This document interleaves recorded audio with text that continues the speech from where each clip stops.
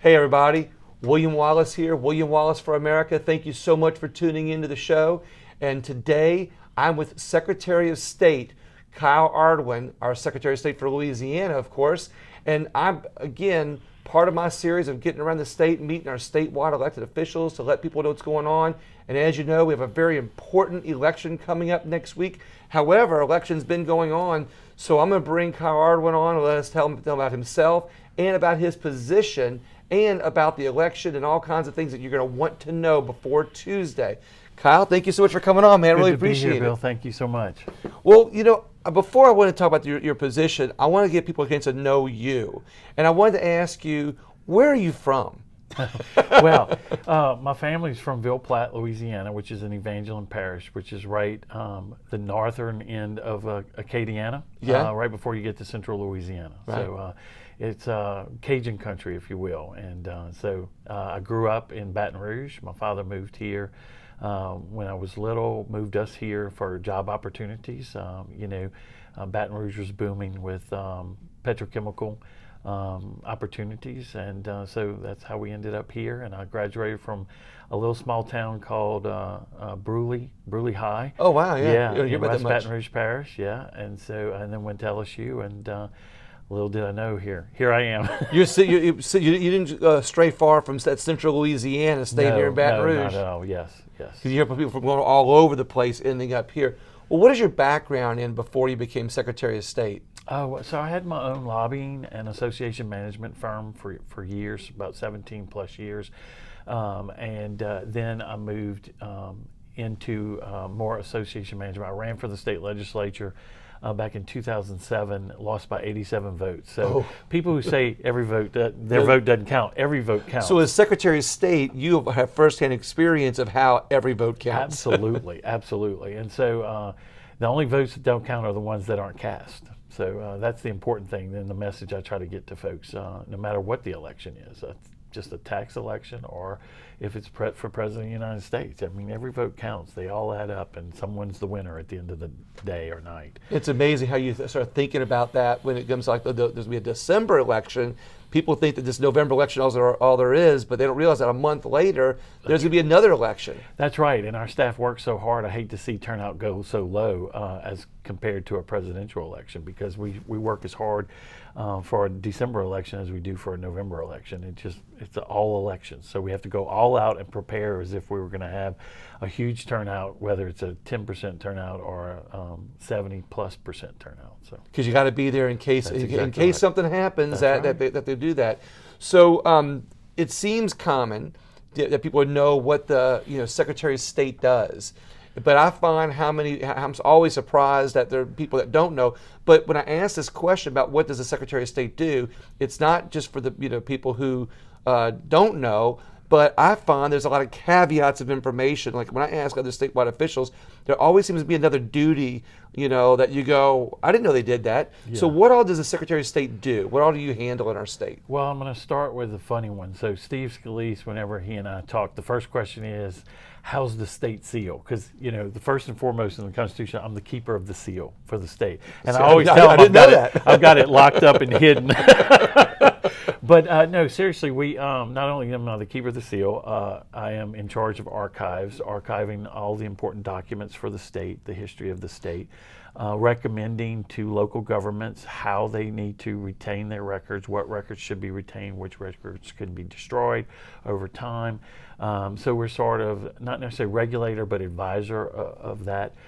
Additionally, we have our commercial side where all business filings, anyone who wants to do business in the state of Louisiana, they need to file their company with our agency. And so we do that. And then we created the GoBiz portal, of course, to make it easier. That was done under your watch, correct? When I was first assistant. Because that's really an efficient system. Oh, it is. And I get compliments about it every time. I was so pleased during COVID. Our employees, we adapted very quickly, and our commercial side all of our employees ended up working at home, but we transferred their phone lines to their cell phones, and they answered their cell phones and then worked remotely. helping people file their businesses. And we had a huge amount of filings because folks had to be up to date with their corporation filings so they could get the payroll protection funding from the federal government. Oh, that's, yeah. Yeah, so that was really important. And then financial institutions rely upon our commercial services as well to make sure businesses are appropriate, if you will, functioning not as terrorist organizations kind of thing. And so that's important. And then we also, of course, have our museum system. We have about 13 museums, smaller museums, except for the old state capitol and the Louisiana State Exhibit Museum in Shreveport, both of which are accredited museums for this state. And that's interesting because it seems like there'd be some overlap with the Billy Nungesser's office because he's kind of in charge of some historical stuff when it comes to parks and recreation, but now you're in charge of the museums, I guess, because there's archived information in there. Well, these particular museums, a lot of them are smaller, more localized, outside of the old state capitol and the State Exhibit Museum in Shreveport, like the Oil and Gas Museum, Mansfield Female College, the Cotton Museum up in Lake Providence, the Eddie Robinson Museum in Grambling. Those came to us as add-ons over time. I think some of them started under Jay Darden, but Fox McKithen took over the old state capitol, not remodeled it, but brought it back to life because it was falling apart because it was neglected. And then the Shreveport Exhibit Museum did the same thing because they were originally under the Lieutenant Governor, and they came out and came to the Secretary of State because the Lieutenant Governor's office couldn't provide enough funding for it. So we're excited about the small system we have. We're trying to maintain them as best we can. We explore other opportunities to collaborate with the Lieutenant Governor in tourism, and I think that works well.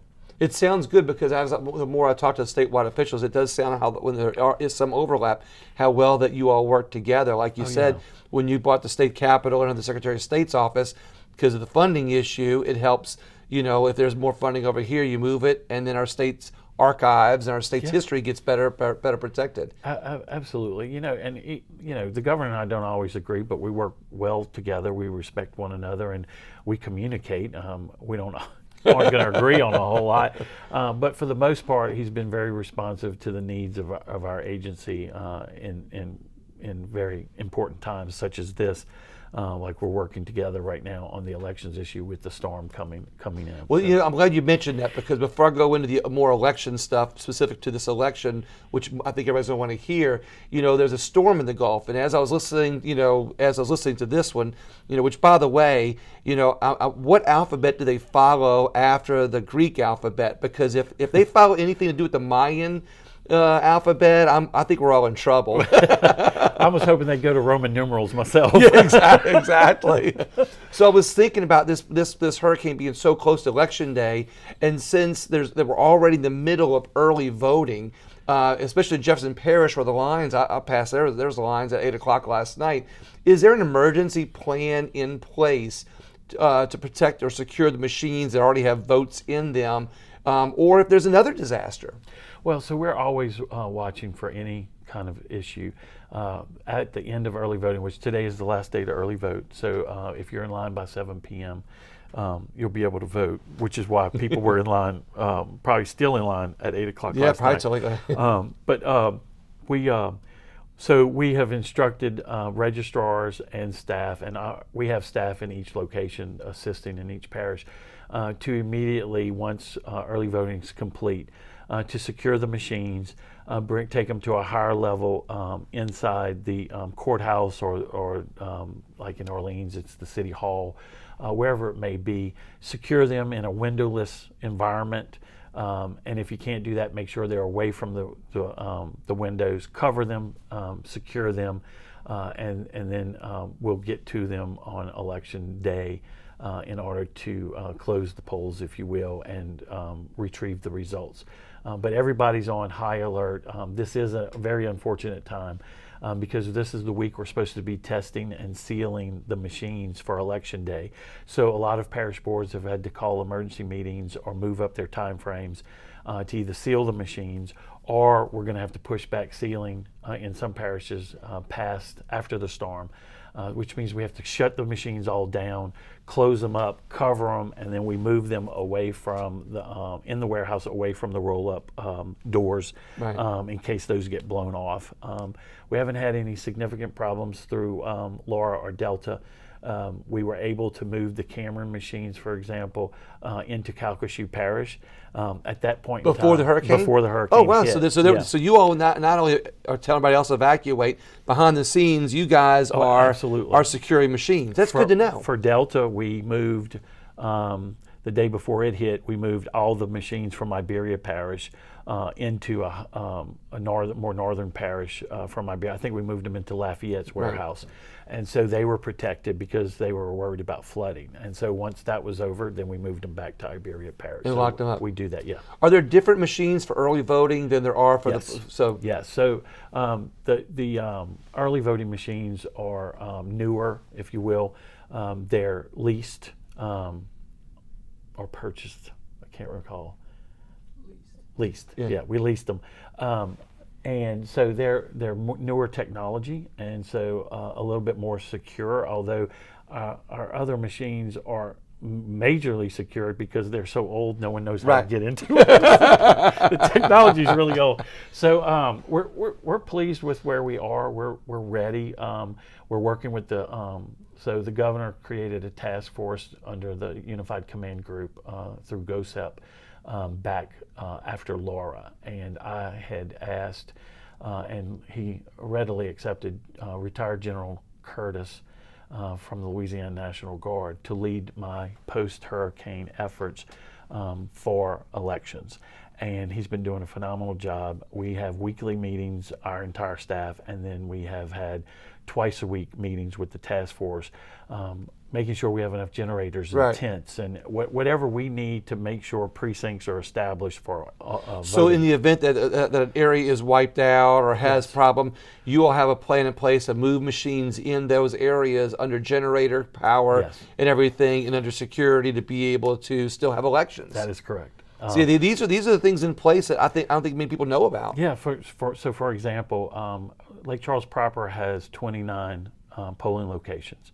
Well, all 29 were damaged. So what we did was we created a mega site, and all 29 precincts are in a large facility for election day, and all those folks who vote in those various places will go to the Coliseum to vote on election day. And we'll have signage, we'll have check-ins, we'll have tents, we'll have water, we'll have generators, we'll have it all. Snacks, we don't want people falling out. Right. But I will say this, the people of Cameron and Calcasieu are resilient people. We set up for the first time a mega early voting site for Calcasieu Parish, and we've had phenomenal turnout. We've had phenomenal turnout in Cameron Parish as well for in-person and absentee balloting for those folks who can't get back. We put out information to all the hotels that have been housing displaced voters, and we got them information so they could get absentee ballots. That's a lot of work. Yeah, it is a ton of work. So while you're doing while you're handling some museums, you're handling the state seal. Yeah. You're keeping it locked down. You're keeping it locked up. It's safe from Zeta, Data, whatever it is. So you keep while you're doing all that, you're coordinating like a whole mass amount of people to let people so that people are not disenfranchised. That's exactly right. And right. I think that's important to say that you really are looking out for the people to have their right to vote, their right to vote secured, for every election. But let's talk about this election. Sure. What's been done to secure this next election? I think a lot of people are worried about this election. So we want to talk about about this next election this coming Tuesday. So cybersecurity has not gone away. We have stayed on our game. We're one of the best in the nation in terms of cybersecurity. I've been a leading advocate for dealing with entities that secure data for folks and getting some sort of a registration on the books, which we did, which will take effect next year. But this election, the voters can rest assured that the machines are in great working order. They've been protected. We know that they're not connected to the internet. We've made alternative plans for our election results reporting if a problem arises. so they don't have to worry about that. We've created an opportunity for press to be inside this building on election night to receive results in case our website is attacked. If that does occur, we have a separate site somewhere else set up to be able to flip a switch and turn that one on in case someone wants to play games with us. We've not taken this election lightly at all. We know that there are foreign adversaries who want to interfere in this election. What I tell people is the main thing that they need to worry about as voters is believing what they see on the internet, believing what they see in social media, because there are foreign adversaries that create fake IDs, that put out fake information. Yeah, we saw the news report of all the IDs. Right. So I mean, people need not believe that. They need to go to trusted sources of information on the election, like the Secretary of State's office, their clerk of court, the registrar of voters. I mean, that's what we're here for. We created the GeauxBot, GeauxBot.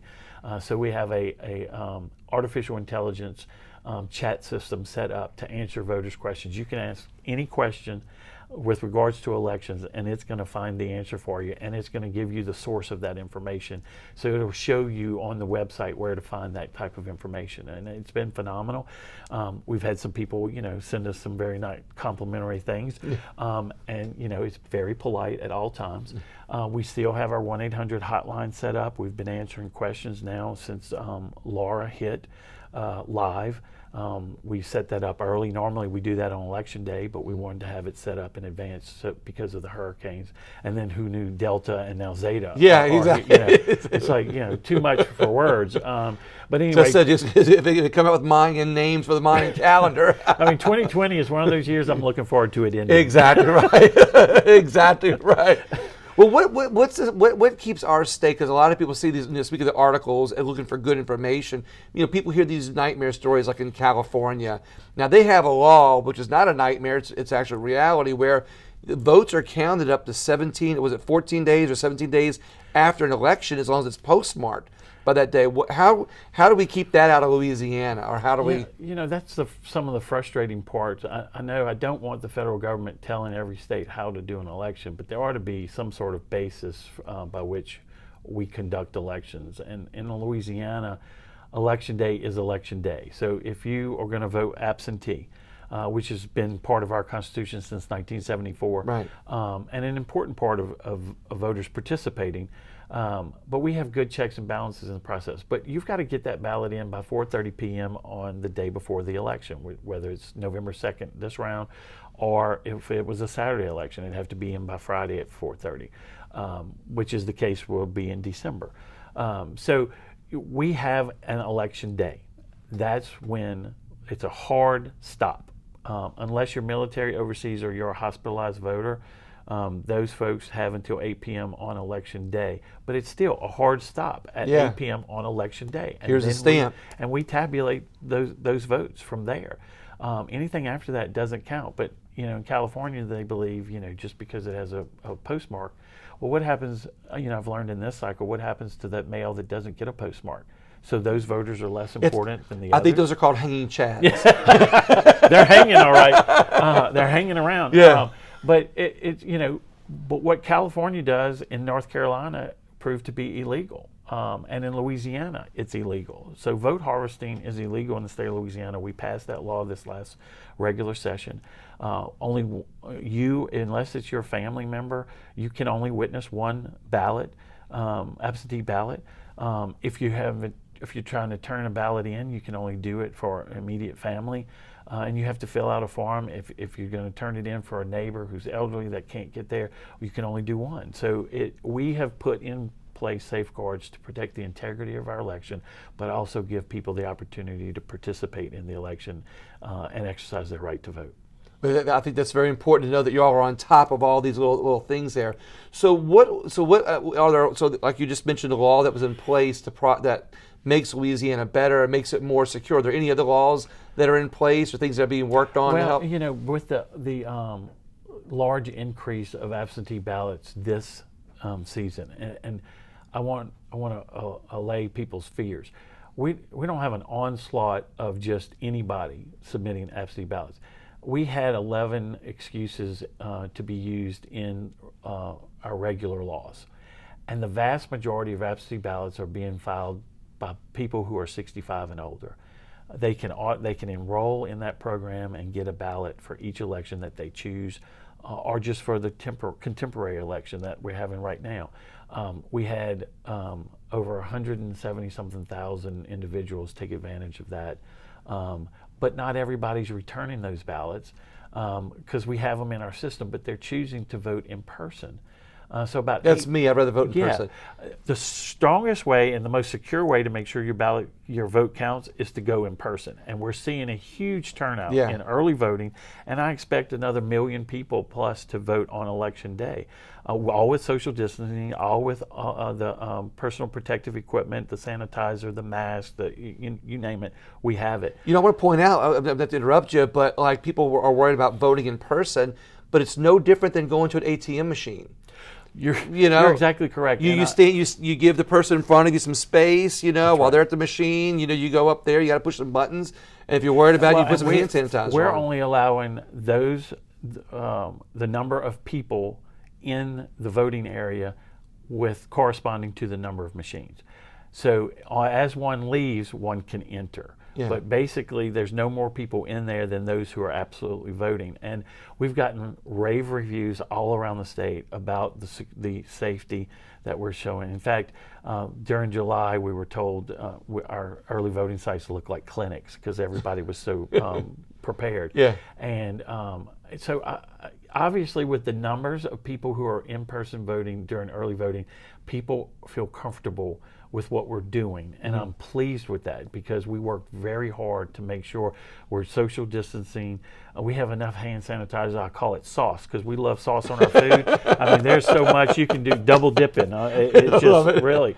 So I'm really pleased with all the efforts all around the state with the registrars, their staff, and my staff working together to keep these facilities safe and giving voters the confidence to come out and vote in person. So are there any other mishaps to clear up that's happened? Are there anything that it sounds like you've got everything covered. There could be no mishaps. It sounds like to me. Believe it or not, this has been the most error-free, if you will, process of early voting, and people are just. And I would say the highest too, right? The highest. We voted, including absentee ballots yesterday. We voted more than 97,000 people yesterday alone.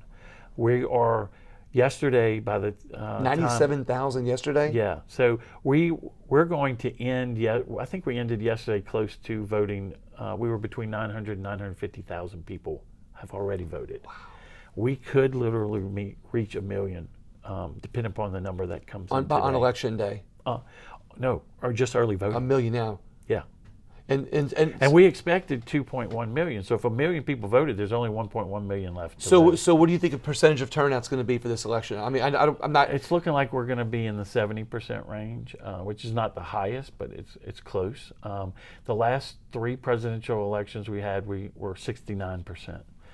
So I'm hoping. I would love to see us get to 72%. That would be phenomenal. I would love that. Yeah, that's the thing. People don't realize how important our secret our vote is. But one thing I wanted to point out a few minutes ago that I forgot to include was that people used to travel by horseback. Right. Back in the day, people traveled miles, to be able to vote. Well, one voter put it. I think she was the first or second day early voting, and she was quoted in the paper, and she said, "If I can go to Disney World and stand in line to ride a ride, I can certainly stand in line to vote." Exactly. And as long as we're social distancing, and folks, some say, "Oh, that's voter suppression." Well, you know what? Standing in line to vote for President of the United States is an honor, in my opinion. Right, exactly. Because we get to do it. Yeah. There are a lot of countries don't get to do it. Or even if they do, their vote doesn't really count because it's so crooked. And like you said, people could go stand in line at Disney World. They go stand in line wherever, Well, like you said, an ATM machine. Exactly. You stand in line at the bank. You stand in line at the pharmacy. You stand in line at the grocery store. I don't know where you don't stand in line. And you sit in line at the doctor's office. And I'd like to say, if we don't stand in line to vote, we might not have any other lines to be able to stand in when we lose those freedoms. That's exactly right. And so stand in line now while you can. And plus, I remind people, if you're standing in line to vote, it looks longer than it is because of social distancing. Right. You know, so don't be discouraged by a line. Be happy. Yeah. I mean, because people are getting out and voting. Right. It's important. And we've always said, God, we wish more people would vote. And then when they do, they're like, oh, I had to stand in line. Well, you know what? It's just part of life. We Yeah. stand in line for a lot of Stand in things. line, exercise your right to vote, or you're going to lose it later right. when we don't have that right. Oh, I have a unique question I wanted to ask you. Okay. You know, people are aware of our Electoral College. Yes. What interaction does the Secretary of State have with the electors after the presidential election? So we organize the meeting of the Electoral College. We do all of the logistics for it.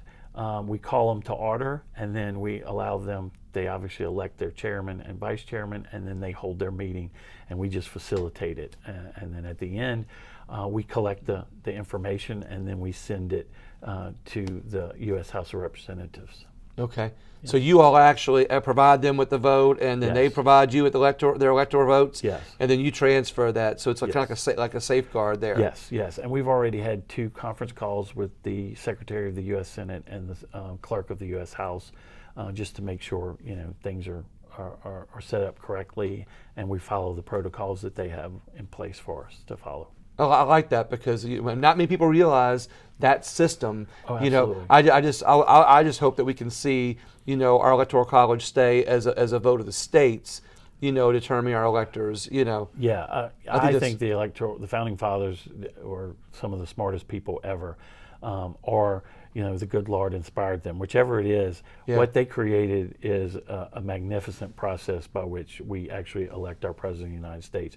It balances the votes across the board, giving smaller states a proper say in this process as well, and it doesn't give states like New York or California the edge in telling how the rest of the country is going to be governed. Right. And they were geniuses in that aspect. And I'm glad that you are protecting that process here Absolutely. in our state of Louisiana. Kyle, is there anything else that you'd like to get out to talk about? Anything that people want to know, or anything you want to point out for Election Day? I think for Election Day in Louisiana is the longest day in the country. We open at 6 a.m. and we close at 8 p.m. So that's 14 hours of voting that people can do. I urge people to kind of spread themselves out, check on their polling location, but certainly those who work have those couple of hours early in the morning and then a couple of hours or 2 to 3 hours in the evening to be able to vote. And if you're in line at 8 p.m. on Election Day, you get to vote. I love that. I love how the rest of the country should emulate what Louisiana is doing here, that the extended vote hours during the day, absentee voting, early voting, all the things that we have in place. Let's hope that the lines are long. Right, exactly. If they did it like us, they wouldn't have any problems. Right, but exactly. I guess what we're seeing is the courts are being much more activist in this process and changing the rules at the last minute. And you're seeing a lot more action on the Supreme Court level, which is why a group of us, Republican secretaries, signed on to the letter urging the Senate to confirm the president's choice and now Justice. Correct. Our newest justice, Amy Coney Barrett, and who's a Louisiana native. Exactly. How great, how wonderful is this? Yeah. And now we have a full court to deal with any issues that are post-election, and that's important because, as you know, we saw it in the Gore and Bush race. Right. That was an important time, and I think it could be as close as that one. You think so? I think so. It's to be one way or the other. I think it's either going to be a landslide or it's going to be, I think it's going to be very tight. Yeah. I really do. And talking with my colleagues around the country, they're seeing record turnout as well. My only concern is, and I voice this now, voters should be patient to vote, and then patient for the results, because by the time Election Day is set, we all know the ground rules that we as election administrators have to follow, election officials. The process for counting votes in Louisiana is the same as it's always been. We've now allowed for a few extra days to verify the volume of absentee ballots we have. The governor signed that bill. We pushed through the special session.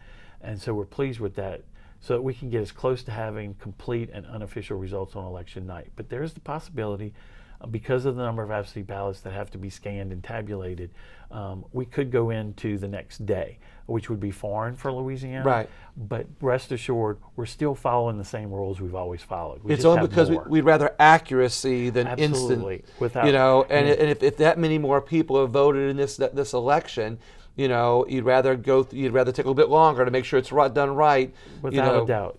Accuracy is most important. Transparency is important, and everything we do is both accurate and transparent. Anybody can go watch the absentee ballot counting process, but when you go in, you're stuck until 8 p.m. Yeah. You're sequestered. So a lot of people don't like to go, but it is a public process. Most people don't realize this either. When we test and seal the machines before they get drayed to the polling locations, that's a public meeting. Anybody can go. Anybody can go and witness That's right. And when they come back and they're reaffirmed, all the vote counts on each machine, that's a public meeting as well. And so anybody can go. Everything's done transparently in this process, and there's so many people involved in the process. I don't want people to think that the process itself can be corrupted, because you'd have to corrupt every single person in the process. And when you have watchers, which we typically do at polling locations and also at the vote count. And candidates can have their poll watchers. Yes, absolutely. And recounts are open to the public, and the candidates are there, and their attorneys are there. Everything's transparent in this process. To summarize our interview, it sounds to me like everybody always jokes about where Louisiana is on the list. On whatever list it is. It sounds to me like Louisiana is on the top of a good list when it comes to our election process system. That is exactly correct, because we've learned from our checkered past of dead people voting, people fixing elections. And I tell people this. We have corrected it. And we've corrected it mainly because we've gotten away from more paper. The time when I'm worried about an election, it's more paper. It takes more time. Takes more effort, and it increases inaccuracies for voters. Voters typically make more mistakes on a paper ballot than a machine vote. Well, I don't know, but I'm still old school. I still want to go vote in person and chisel it on a stone tablet. Yeah. With Delta or Zeta, right? Exactly. Kyle, thank you so much for coming on. I appreciate your time. Everybody else, please share the video with anybody else who's concerned or wants to know more about this next election that we have. And if you want to have more information, look up the Secretary of State's office. And please share this video. And like I said, you always check me out on YouTube, Facebook at William Wallace for America. And the last name is Wallis. Thank you very much, everybody. And have a great day.